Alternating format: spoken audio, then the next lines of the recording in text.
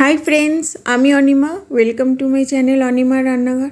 आज के जे दुर्दान्त साथे रेसिपिटा शेयर करब सेटा हलो आलू बेगुन फुलकपि दिए चिंगड़ी माछ दिए माखो माखो रेसिपि। तो सबार आगे बंधुरा आमार এই চ্যানেলটাকে একটা লাইक कमेंट शेयर सबस्क्राइब अवश्य करबेन। আমি কড়াই বসিয়ে দিয়েছি, কড়াইতে আমি সরষের তেল দিয়ে দিলাম। এটা আমি পুরো সরষের তেলেই বানাবো। ফোড়নে দিলাম 5 ফোড়ন, একটা মিডিয়াম সাইজের পেঁয়াজ আমি ছোট ছোট করে কেটে তেলের মধ্যে দিয়ে দিলাম। পেঁয়াজটা আমি প্রথমে ফ্রাই করে নেব। চিংড়ি মাছগুলো আমি ধুয়ে নুন হলুদ মাখিয়ে রেখে দিয়েছি। পেঁয়াজটা আমার ভাজা হয়ে গেছে। এবার আমি চিংড়ি মাছগুলোকে দিয়ে দিলাম। পেঁয়াজের সাথে আমি চিংড়ি মাছটা 2 মিনিট ফ্রাই করে নেব।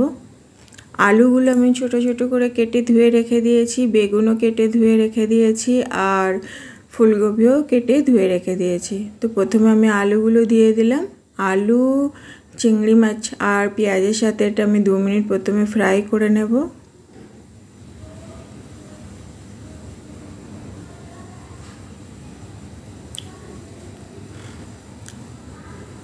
এবার এর মধ্যে আমি ফুলকপি দিয়ে দিলাম। ফুলকপি অল্প করে দেব।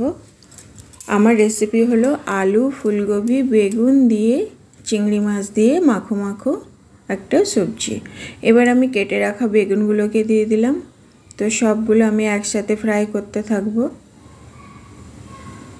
এই রেসিপিটা খেতে দারুণ হয় এবং গরম গরম ভাতের সাথে তো খেতে খুবই ভালো লাগে। এর মধ্যে আমি দিয়ে দিলাম হলদি পাউডার আর দিলাম লবণ। লবণটা আপনারা স্বাদ অনুসারে দেবেন, যতটা দরকার ততটাই দেবেন। আমি 2টো মিডিয়াম সাইজের টমেটো ছোট ছোট করে কেটে দিয়ে দিলাম, দিয়ে ভালো করে নাড়াচাড়া করে দিলাম। আমি আদা আর কাঁচা লঙ্কার একটা পেস্ট করে রেখে দিয়েছি। এটা মাঝে মাঝে নাড়তে থাকতে হবে যেন তলা না লাগে। এবার আদা আর কাঁচা লঙ্কার পেস্টটা আমি দিয়ে দিলাম,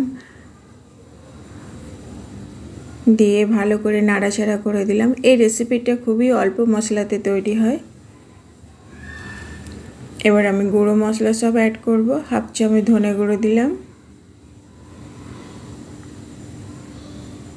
1/2 চামচ জিরে গুঁড়ো দিলাম আর দিলাম অল্প একটু লঙ্কা গুঁড়ো। এবার ভালো করে নাড়াচাড়া করে দিলাম। গ্যাসের ফ্লেমটা এই সময় লো টু মিডিয়াম থাকবে আর মাঝে মাঝে এটা নাড়তে থাকতে হবে যেন তলা না লাগে। মশলাটা যখন পুরো ভালোভাবে কষানো হয়ে যাবে, মশলা থেকে কোনো কাঁচা গন্ধ থাকবে না, তখন এর মধ্যে আমি পরিমাণ মতো জল দিয়ে দেব।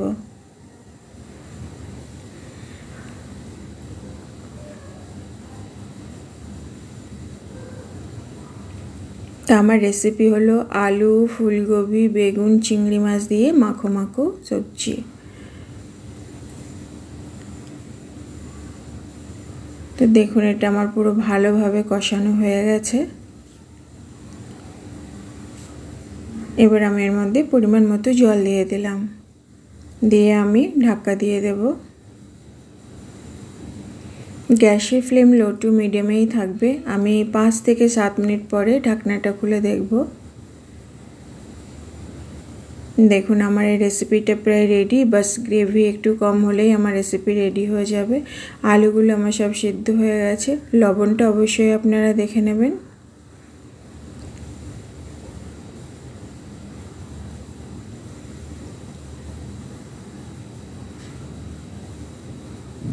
এখন আমার গ্রেভিটাও কম হয়ে গেছে, একটা মাখো মাখো ভাব হয়ে গেছে। তো আলু বেগুন ফুলকপি চিংড়ি মাছ দিয়ে সবজিটা আমার পুরো রেডি। ওপর থেকে নাওয়ার আগে অল্প একটু গোলকি পাউডার দিয়ে দিলাম। তো আমার এই রেসিপিটা বন্ধুরা কেমন লাগলো অবশ্যই জানাবেন। ঘরে একবার আপনারাও এইভাবে বানিয়ে খেয়ে দেখবেন, গরম গরম ভাতের সাথে খেতে দুর্দান্ত লাগে। তো চলো tata bye bye, happy nice day.